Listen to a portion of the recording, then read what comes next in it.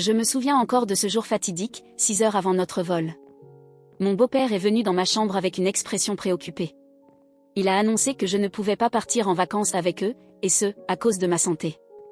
Il m'a montré des rapports médicaux qui prétendaient que j'avais une condition qui rendait le voyage en avion dangereux. J'étais complètement désemparée et confuse. Pourquoi m'exclure de cette manière, surtout après tout le travail acharné que j'avais fourni pour réussir mes examens d'entrée en médecine? Mon beau-père, qui avait toujours été un soutien pour moi, semblait vraiment stressé.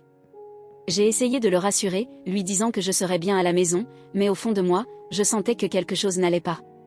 Après leur départ, j'ai commencé à faire des recherches sur cette prétendue maladie. Avec l'aide de Google et de quelques amis, j'ai découvert que la condition mentionnée dans les rapports médicaux n'existait pas dans ma famille. J'ai même réussi à obtenir les dossiers médicaux de mon père biologique, qui était en prison. À ma grande surprise, il n'avait pas non plus cette maladie. En fouillant davantage, je me suis rendu compte que les rapports médicaux étaient probablement falsifiés. Mon esprit s'est alors tourné vers Tom, mon demi-frère, qui avait trouvé ces documents dans le placard de mon beau-père. Je ne pouvais pas croire qu'il aurait pu aller si loin pour m'exclure de la famille. En fouillant dans sa chambre, j'ai trouvé un brouillon des rapports médicaux, écrits de sa main, avec des notes sur la façon de créer un faux document. C'était un choc dévastateur. J'avais toujours ressenti une certaine distance entre nous, mais je n'avais jamais imaginé qu'il pourrait me faire ça. Je voulais en parler à mon beau-père, mais je ne voulais pas gâcher son voyage. J'ai donc décidé de garder le silence, tout en planifiant de lui révéler la vérité à son retour. Les jours qui ont suivi ont été remplis d'angoisse et de confusion. Je savais que j'avais découvert quelque chose de grave, mais je ne savais pas comment le confronter. Mon cœur était lourd à l'idée de ce que Tom avait fait et de la trahison que cela représentait pour notre famille. En attendant le retour de mon beau-père et de Tom, je ne pouvais m'empêcher de penser à la situation. J'ai passé des heures à réfléchir à la meilleure façon d'aborder le sujet. J'avais besoin de preuves concrètes pour prouver que Tom avait menti et manipulé les rapports médicaux. J'ai commencé à rassembler toutes les informations que j'avais trouvées, en espérant que cela serait suffisant pour convaincre mon beau-père de la vérité. Quand le jour de leur retour est enfin arrivé, j'étais à la fois anxieuse et déterminée. Je savais que je devais agir rapidement pour révéler la vérité avant que Tom ne puisse s'en tirer. Lorsque mon beau-père et Tom sont rentrés, je les ai accueillis avec un sourire, mais mon cœur battait la chamade. J'avais préparé un plan pour leur parler, mais je ne savais pas comment Tom réagirait. Après quelques échanges de politesse, j'ai décidé qu'il était temps d'aborder le sujet. J'ai demandé à mon beau-père s'il pouvait s'asseoir un moment pour que je puisse lui parler de quelque chose d'important. Tom a fait une grimace et a essayé de quitter la pièce, mais je l'ai arrêté, lui demandant de rester. Je savais que c'était crucial. J'ai commencé par lui montrer les rapports médicaux et lui ai demandé s'il savait d'où ils venaient. Mon beau-père a semblé confus et a expliqué qu'il n'avait aucune idée de leur origine, car ils avaient été établis avant son mariage avec ma mère. Je pouvais voir la couleur du visage de Tom changer, il devenait de plus en plus nerveux à mesure que je parlais. J'ai alors expliqué mes recherches et comment j'avais découvert que je n'avais jamais eu cette maladie. Pendant que je parlais, je pouvais sentir la tension dans la pièce. Tom était silencieux, visiblement mal à l'aise. J'ai décidé de lui donner une chance de se défendre avant de révéler toute la vérité. Je lui ai demandé s'il voulait dire quelque chose. Son visage est devenu pâle, et il a secoué la tête, évitant de me regarder. C'était le moment où je savais que je devais tout révéler. J'ai commencé à raconter comment j'avais trouvé les faux rapports dans sa chambre et comment mes amis m'avaient informé de la possibilité que ces documents soient falsifiés. La réaction de mon beau-père a été immédiate.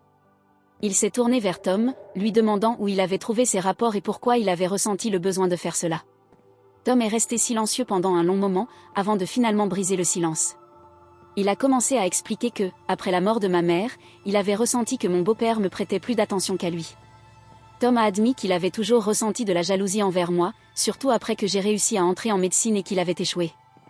Il a prétendu qu'il n'y avait pas de malice dans ses actions, qu'il voulait juste passer du temps seul avec son père. Mais je savais que c'était bien plus que cela. Mon beau-père, visiblement en colère, a demandé à Tom de lui montrer les rapports, mais Tom a refusé. À ce moment-là, j'ai compris que tout cela allait prendre une tournure bien plus sombre que je ne l'avais imaginé.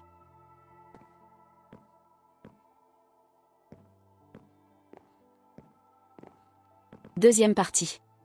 Après la confrontation initiale, les choses ont pris une tournure inattendue. Tom, acculé par les preuves, a finalement admis sa jalousie et son ressentiment envers moi. Il a prétendu qu'il n'y avait pas de malice derrière ses actions, qu'il voulait juste passer du temps seul avec mon beau-père. Mais je savais que c'était bien plus que cela. Mon beau-père, visiblement en colère, a demandé à Tom de lui montrer les rapports, mais Tom a refusé. À ce moment-là, j'ai compris que tout cela allait prendre une tournure bien plus sombre que je ne l'avais imaginé. Tom, réalisant qu'il était acculé, s'est enfui de la maison, emportant de l'argent appartenant à sa tante. Mon beau-père, dévasté par la trahison de Tom, a décidé de couper les ponts avec lui. Il a réalisé que Tom avait manipulé toute la famille en leur faisant croire qu'il était victime de favoritisme. Après plusieurs jours sans nouvelles de Tom, mon beau-père et moi avons décidé de déposer une plainte pour vol et falsification contre lui. Nous cherchons à récupérer l'argent que Tom a volé à sa tante et à ses grands-parents. Pendant ce temps, je me prépare à entrer en école de médecine, mais je dois faire face à la réalité des actions de Tom et à l'impact qu'elles ont eu sur ma famille. Mon beau-père, quant à lui, est déterminé à le tenir responsable de ses actes. Il a publié un message sur Facebook détaillant tout ce que Tom a fait, comme un avertissement pour que personne d'autre ne soit victime de ses manipulations. Quelques jours plus tard, la famille de Tom s'est réunie chez nous. Mon beau-père leur a suggéré de déposer plainte pour récupérer l'argent volé. Mais Tom reste introuvable, son téléphone éteint en permanence. Nous espérons qu'il réalisera ses erreurs et assumera ses responsabilités. En attendant, mon beau-père et moi allons de l'avant, déterminés à ne pas laisser les actions de Tom nous définir.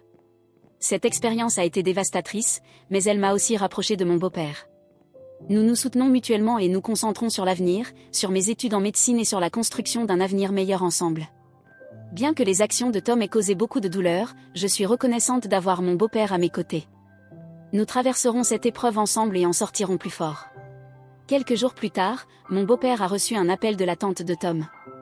Elle lui a dit que Tom était venu la voir et lui avait demandé de l'argent, prétendant avoir besoin d'aide pour ses études. La tante, croyant son histoire, lui a donné une somme importante. Mais le lendemain, en allant travailler, elle a découvert que Tom avait disparu, emportant l'argent avec lui. Elle a immédiatement contacté mon beau-père, se sentant trahi et dupé par Tom. Mon beau-père a alors décidé de prendre les choses en main. Il a contacté les grands-parents de Tom, qui vivaient dans un autre état, pour leur expliquer la situation. Malheureusement, Tom les avait déjà manipulés, leur faisant croire que mon beau-père le maltraitait et favorisait sa fille adoptive. Les grands-parents ont refusé de croire mon beau-père et ont même menacé de lui léguer toute leur fortune à Tom pour le dédommager. Fou de rage et de douleur, mon beau-père a décidé de couper les ponts avec la famille de Tom. Il a réalisé que Tom avait réussi à les retourner contre lui en racontant ses mensonges. Mon beau-père a alors pris une décision radicale, il a décidé de rayer Tom de son testament et de ne plus jamais lui donner un seul centime. Pendant ce temps, Tom continuait à se cacher, évitant soigneusement tout contact avec nous. Mon beau-père a finalement décidé de le laisser tranquille, concentrant son énergie sur mon avenir et sur notre relation. Nous avons décidé de ne plus jamais parler de Tom, de ne plus jamais laisser ses actions nous définir ou nous empêcher d'avancer. Quelques mois plus tard, j'ai finalement pu entrer en école de médecine, réalisant mon rêve de suivre les traces de mon beau-père. Bien que l'ombre de Tom plane encore sur nous, mon beau-père et moi avons choisi de nous concentrer sur le positif. Nous avons renforcé nos liens, profitant de chaque moment ensemble, sachant que nous pouvions compter l'un sur l'autre quoi qu'il arrive. Un jour, alors que je rentrais de l'école, j'ai reçu un appel inattendu. C'était Tom.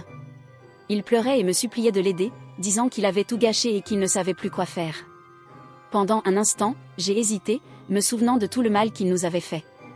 Mais en entendant sa voix brisée, je n'ai pas pu m'empêcher de ressentir de la compassion pour lui. Je lui ai dit que je l'écoutais, que j'étais là pour l'aider s'il était prêt à assumer ses responsabilités.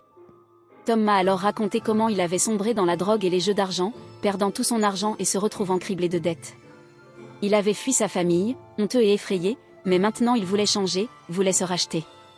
Je lui ai dit que ce ne serait pas facile, mais que s'il était sincère, mon beau-père et moi serions là pour le soutenir. Tom a promis de se prendre en main, de rembourser tout l'argent volé et de regagner notre confiance. Aujourd'hui, des années plus tard, Tom a tenu parole. Il a suivi une cure de désintoxication, a remboursé chaque centime et a même réussi à entrer à l'université. Bien que les cicatrices de son passé ne se soient jamais complètement refermées, nous avons réussi à reconstruire une relation, basée sur l'honnêteté et la confiance. Mon beau-père a finalement pu pardonner Tom, réalisant que nous avions tous fait des erreurs dans notre vie.